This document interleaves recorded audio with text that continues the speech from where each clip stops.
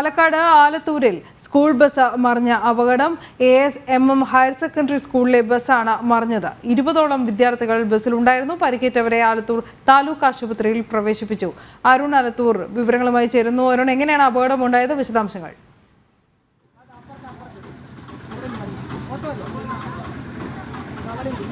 അനു, ബസ്സിന്റെ ടയർ തന്നെയാണ് തോട്ടിലേക്ക് മറിഞ്ഞത് എന്നാണ് മനസ്സിലാക്കാൻ സാധിക്കുന്നത്. ഏതായാലും ഇപ്പോൾ ഞാനുള്ളത് ഈ ആശുപത്രിയിലാണ്, ആലത്തൂരിലെ ക്രസന്റ് ഹോസ്പിറ്റലിലാണ്. ഈ വിദ്യാർത്ഥികളെയൊക്കെ ഇങ്ങോട്ടാണ് കൊണ്ടുവന്നത്.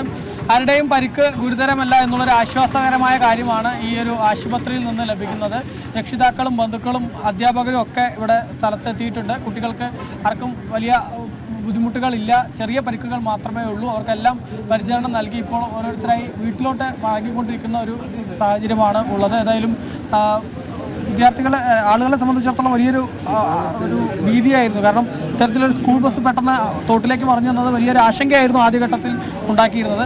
പിന്നീട് ഏതായാലും അത് വലിയ അപകടമല്ല, ചെറിയ പരിക്ക് ഏറ്റിട്ടുള്ളൂ എന്നുള്ളത് തന്നെ വലിയൊരു ആശ്വാസമായി മാറി എന്നുള്ളതാണ്. ഇപ്പോഴേതായാലും കുട്ടികളെയൊക്കെ ആശുപത്രിയിൽ, പ്രസന്റ് ആശുപത്രിയിലും അതുപോലെ തന്നെ ആലത്തൂർ താലൂക്ക് ആശുപത്രി എന്നിങ്ങനെ രണ്ടിടങ്ങളിലാണ് പ്രവേശിപ്പിച്ചിരുന്നത്. അവിടെ ചെറിയ തരത്തിലുള്ള മുറിവും മറ്റുമൊക്കെ ഉള്ളൂ എന്നുള്ളതാണ്. ഇപ്പോൾ അവരുടെ രക്ഷിതാക്കളും മറ്റുമൊക്കെ ഇവിടെ എത്തി ആ കുട്ടികളെയൊക്കെ ഡോക്ടർമാർ പരിശോധിച്ചുകൊണ്ടിരിക്കുന്നുണ്ട്. മറ്റേതെങ്കിലും തരത്തിലുള്ള ബുദ്ധിമുട്ടുകൾ അവർക്ക് ഉണ്ടോ എന്നുൾപ്പെടെയുള്ളതൊക്കെ പരിശോധിച്ചുകൊണ്ടിരിക്കുന്നുണ്ട്. ഇന്ന് വൈകിട്ടൊരു 3:45 കൂടെയാണ് ഇങ്ങനൊരു അപകടം ഉണ്ടായത്. ആലത്തൂർ നഗരത്തിലുള്ള സ്കൂളാണ് ASM ഹയർ സെക്കൻഡറി സ്കൂൾ. ആ സ്കൂളിൽ നിന്നാണ് വിദ്യാർത്ഥികളെ ഇത്തരത്തിൽ വിദ്യാർത്ഥികളെ വീട്ടിലേക്ക് സ്കൂൾ ബസ്സുമായി മടങ്ങുന്ന സമയത്താണ് അപകടം ഉണ്ടായത്. ഏകദേശം ഒരു 20ഓളം വിദ്യാർത്ഥികളായിരുന്നു ഉണ്ടായിരുന്നത് ഈ ബസ്സിൽ. വിദ്യാർത്ഥികളെ സംബന്ധിച്ചിടത്തോളം എല്ലാവരും നന്നായി ഭയന്നു എന്നത് തന്നെയാണ്. രക്ഷിതാക്കൾ ഉൾപ്പെടെയൊക്കെ എത്തിയിട്ടുണ്ട്. അവരൊക്കെ വിദ്യാർത്ഥികൾക്ക് ഏതെങ്കിലും ബുദ്ധിമുട്ടുണ്ടോ എന്നൊക്കെ ചോദിച്ച് അറിയുന്നുണ്ട്. ഇപ്പോൾ നിലവിലേതായാലും വലിയൊരു ആശ്വാസകരമായ കാര്യം, വലിയ പരിക്കുകളോ മറ്റോ ഒന്നുമില്ല. വിദ്യാർത്ഥികളൊക്കെ ഒന്ന് നന്നായി പേടിച്ചു എന്നത് മാത്രമാണ്, അതല്ലാതെ മറ്റ് പരിക്കുകളോ ഒന്നും തന്നെ ഇല്ല എന്നുള്ളത് തന്നെയാണ്. അധ്യാപകർ ഉൾപ്പെടെ ഈ സ്ഥലത്തേക്ക് എത്തിയിട്ടുണ്ട്. ഏതായാലും നിലവിൽ ഈ ഡോക്ടർമാരുടെ പരിശോധനയും മറ്റുമൊക്കെ പുരോഗമിച്ചുകൊണ്ടിരിക്കുന്ന ഒരു സാഹചര്യമാണ് ഉള്ളത്. നമുക്ക് സ്കൂളിലെ അധ്യാപകർ ഇവിടെയുണ്ട്, ജഹാംഗീർ മാഷുണ്ട്. പക്ഷേ എന്താണ്, എത്ര കുട്ടികളാണ് ഉണ്ടായത്? ഇപ്പം ആരുടെയും പ്രശ്നമൊന്നുമില്ല? ആർക്കും പ്രശ്നങ്ങളൊന്നുമില്ല. ഇല്ല 24 കുട്ടികളാണ് ഇങ്ങോട്ട് ഹോസ്പിറ്റലിൽ കൊണ്ടുവന്നത്. ആർക്കും പ്രശ്നങ്ങളൊന്നുമില്ല. എല്ലാവരും വീട്ടിലേക്ക് പോയി. എങ്ങനെയാണ് കൃത്യമായിട്ട് അറിയില്ല. പിന്നെ ബസ് സൈഡ് ഒതുക്കി എന്ന് പറയുന്നുണ്ട്. സൈഡ് ഒതുക്കിയിട്ട് ചാലുണ്ടോയെന്ന് അറിയില്ല. വെള്ളമുണ്ട് അപ്പുറത്ത്. ആക്ച്വലി ഞങ്ങൾക്ക് അത് അറിയില്ല. എന്താണെന്ന് ഇനി പരിശോധിക്കണം. എന്തെങ്കിലും വണ്ടിക്ക് വല്ല പ്രശ്നമുണ്ടോ ഒന്നും അറിയില്ല.